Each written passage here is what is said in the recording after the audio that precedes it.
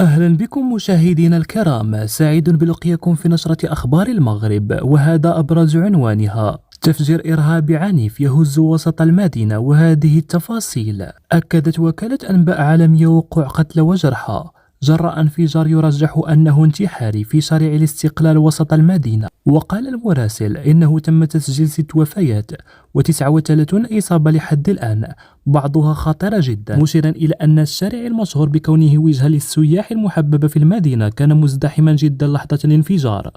ومن جهته أكد والي مدينة إسطنبول على وقوع قتلى وجرحى في انفجار ميدان تقسيم وسط إسطنبول. وقال رئيس بلدية إسطنبول أكرم إمام أوغلو في تغريدة على تويتر: من الضروري مساعدة فرق الشرطة والصحة لدينا فيما يتعلق بالانفجار في شارع الاستقلال، وتجنب المشاركة التي قد تسبب الخوف والذعر، وسوف نقدم معلومات صحية مع جميع الفرق ذات الصلة في المنطقة.